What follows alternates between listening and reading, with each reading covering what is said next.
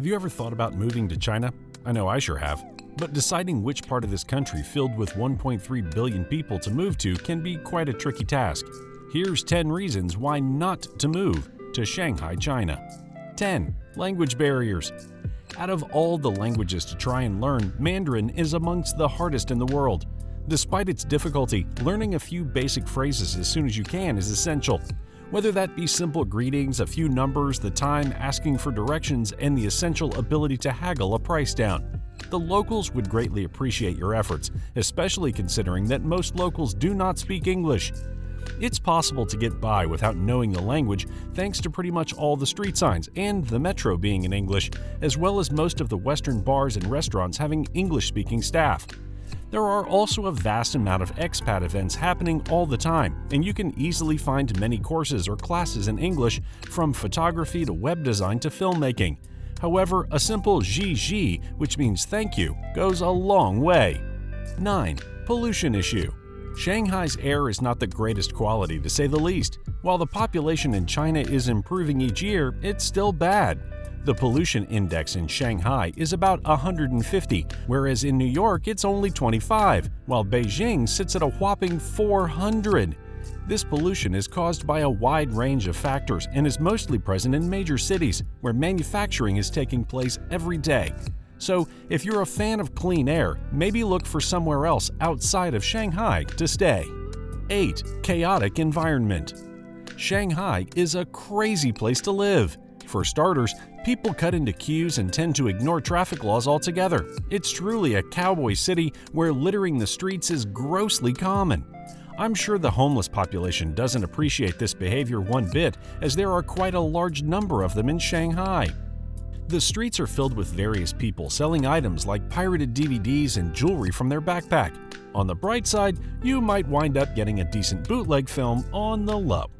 Like anywhere in the modern era, rush hour is a real pain, and Shanghai is no different, if not worse. It's packed with numerous metro lines and is notorious for its heavy traffic jams. So, if squeezing onto a train doesn't sound like much fun to you, then you could always take advantage of the great bike-sharing system available. 7. Cost of living in Shanghai. China's costs are slowly but surely rising, and it doesn't take a genius to realize this is bad news for your bank account. With an increase in the prices of everything from rent to food, moving to China just became that much more expensive. This has the negative knock-on effect of causing imported goods to become even more expensive than they already were. If you're a lover of branded items, then get ready to pay high import taxes. As well as designer clothes, if you were to move to Shanghai, you might be hard-pressed to find reasonable prices when it comes to items like avocados and cherries, which seem to be a rare item in China. A terrible blow for the lovers of guacamole who are edging towards a move to this Asian powerhouse. 6. Education in Shanghai. Education in Shanghai has its problems. For starters, the commute can take a very long time due to the spread-out nature of the population. Most students will take the bus, with those lucky enough to live close enough to simply walk to school. The long commute for some can result in being caught in the horrible rush hour traffic of Shanghai if they participate in after-school activities. Another headache for parents is the sheer price of education for their children. Annual tuition fees are around $28,000 a year, which can be a real burden for families who aren't on a comfortable expat package where the company pays for all the extra expenses, including the children's education at the city's international schools. For those that can't afford it, homeschooling or attending a public school are the alternative options. 5. Weather is extreme. The weather in Shanghai is extreme to say the least. In the summertime, the sweltering heat and humidity is enough to keep people indoors jumping from one air-conditioned environment to another with haste during the day. The government also restricts the power used on air conditioning in public buildings to no lower than 78 degrees in the summer. During the wintertime, Shanghai gets surprisingly chilly. Thanks to the central government, there's a policy that restricts temperatures in buildings to no more than 68 degrees Fahrenheit during the winter months to conserve energy. This means that if you were to move to Shanghai, be prepared for the bizarre reality that you might need to wear winter jackets indoors to save energy. With all this harsh weather, the best season to visit Shanghai is in the spring and fall, where the weather provided is absolutely marvelous and really showcases what a beautiful part of the country it is. 4. Pricing and location. If you are hoping for cheap housing prices in Shanghai, then I apologize in advance. Shanghai is one of the most expensive cities in China, particularly when it comes to renting an apartment. Even low-quality housing will be extremely pricey if it's in a central area. Depending on where you live in Shanghai and your amenities, a 100 square meter apartment in a typical, relatively new complex might cost anywhere from $860 to as much as $2,150 per month.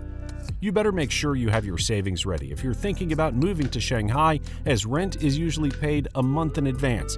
The property owner usually requires 2 months' rent as a deposit, in addition to your first month of rent being paid up front. Safe to say, moving to Shanghai isn't on the cheap side. 3. Expensive healthcare in Shanghai. Healthcare in Shanghai isn't up to the mark, especially compared to other developed countries. If you want to receive good care and wish to bypass the queues, then this could mean paying 10 times more than a local for a quick checkup. If your employer doesn't cover your health insurance, then be prepared to fork out a few pennies. Average expat insurances cost typically more than $2,000 a year. Cheaper ones have many limitations and don't cover the high-cost providers, for example Shanghai United and its peers. The price tag is probably worth it, with the nice hospitals with great private rooms, decent food, and excellent consultative Western doctors who can truly engage and talk with you in good English. Being able to communicate with your doctor when going through a serious issue is a great anxiety reliever and probably worth the money if you can afford it. 2. Pollution. Yeah, I know I've already mentioned it, but Shanghai's pollution is a big enough issue to deserve being listed twice. While Shanghai's air quality is not nearly as bad as in Beijing, pollution is still a huge health issue that concerns residents and expats alike. The city isn't always covered in a permanent blanket of smog, or else no one would stay for long. There are countless days when the sky is blue and the air is fresh, especially in the autumn and spring when the weather is warm and pleasant enough to go outside and enjoy the mild temperatures. Nevertheless, on some days there is a suffocating haze around Shanghai skyscrapers. This smog gets particularly bad around winter months. The authorities aren't just sitting on the sidelines twiddling their thumbs. They've made significant strides towards improving air quality in many of China's cities, including Shanghai. Expats should still check the pollution levels online before venturing outdoors, though.